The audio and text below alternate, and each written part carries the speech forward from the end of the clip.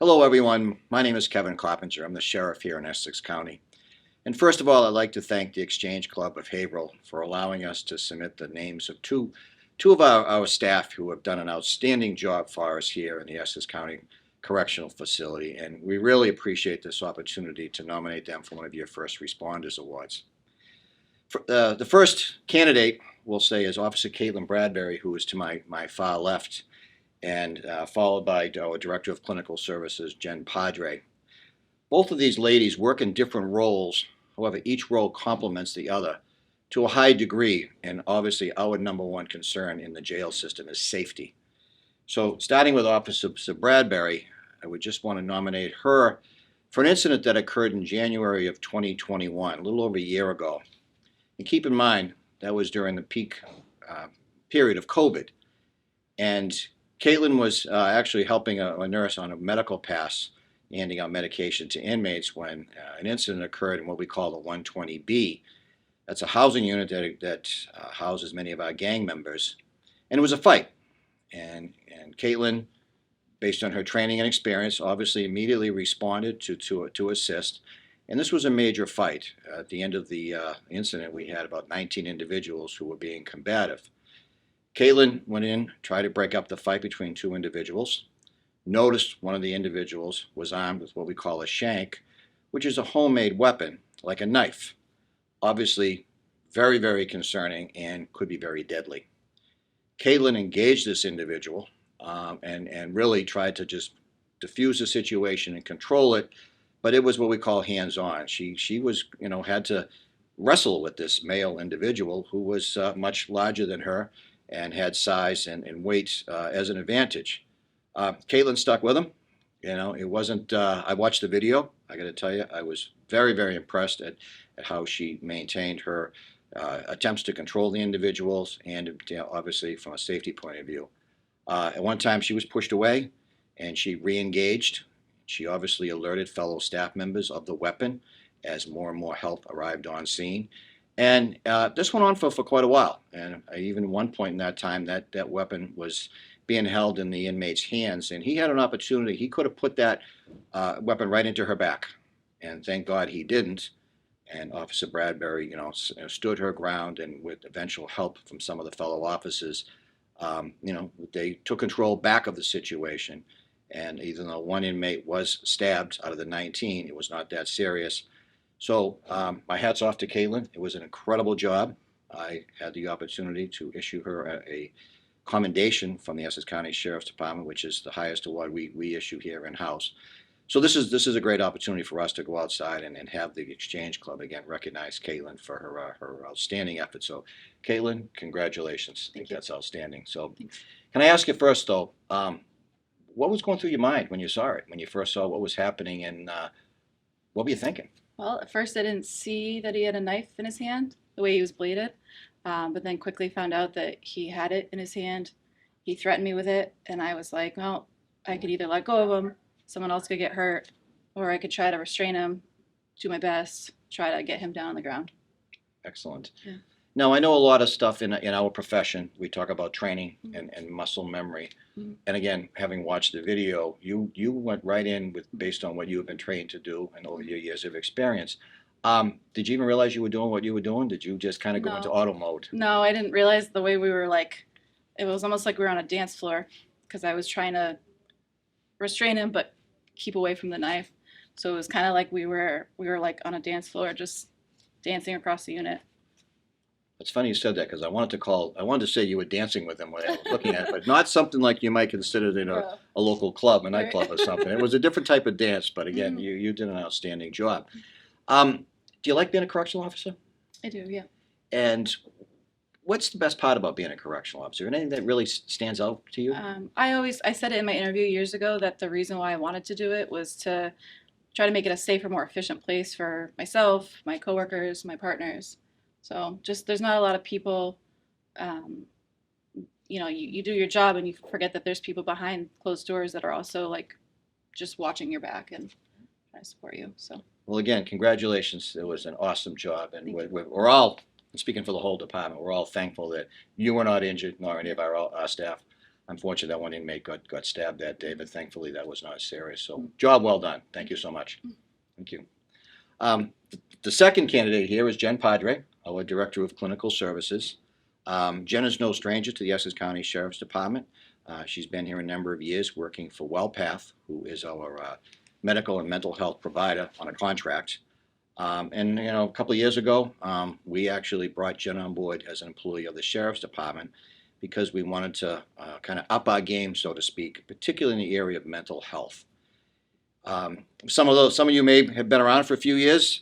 You might remember when they shut down the state hospitals, and at the time those individuals were released back to the streets, and many of them have ended up in a jail or house of correction like we have here in Essex County. And truthfully, our jails and houses of correction have become our treatment facilities for the mental health, the largest ones in the county and probably in the state under today's system.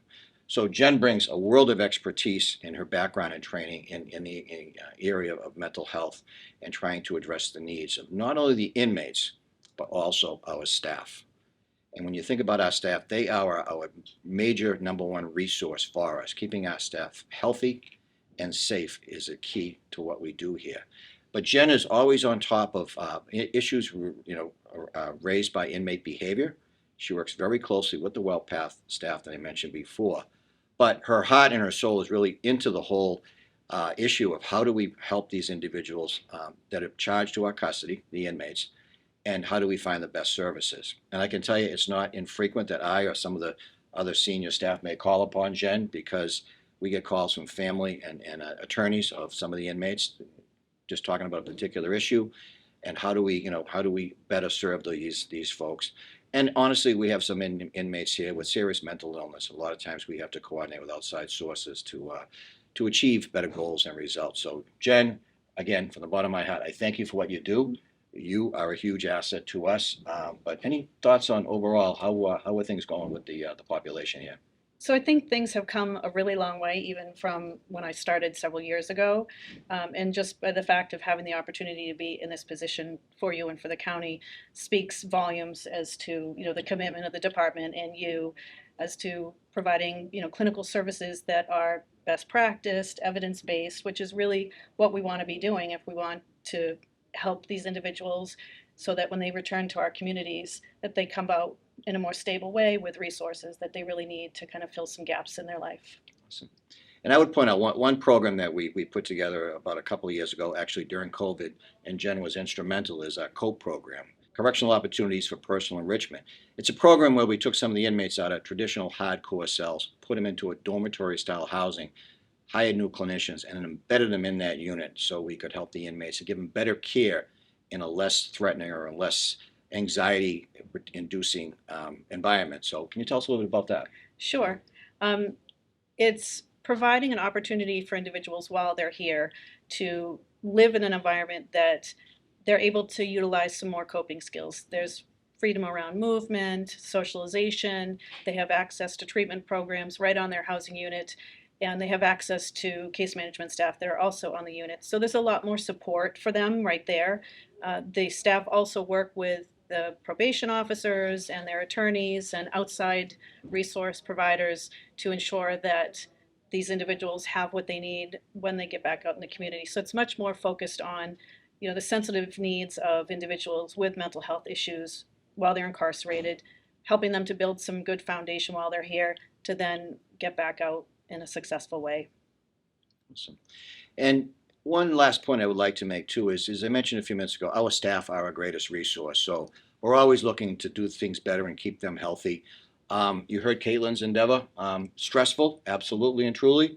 I didn't want to ask you the question. I'm not going to ask you on camera, but I bet you had a few sleepless nights following that just because of the what ifs of the world. Sure. And this is something that correctional staff often encounters frequently. It's not a rarity that our officers have a lot of stress. This is a tough job.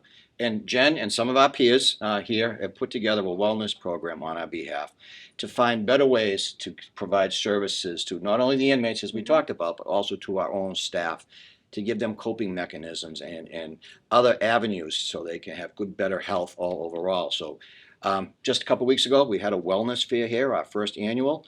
And Jen, I'm going to ask if you could speak a little about that. Sure. We had a number of vendors come in from the outside, as well as some vendors that already service our staff. We had 2 days of wellness fair, both here at the jail and at the farm, our offsite.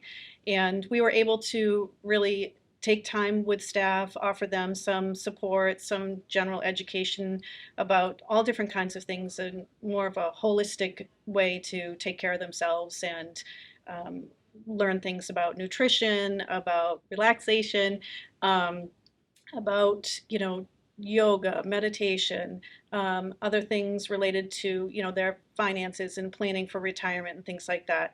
It was really well attended, which was really nice to see people come in and really take advantage of the opportunity. So looking forward to doing a lot more of that and being a big part of the wellness committee, which is made up of a lot of different people who are already on staff here. And so being able to talk about how people feel about working here and the different things that they go through, and being able to provide them support as well is a really great opportunity for me.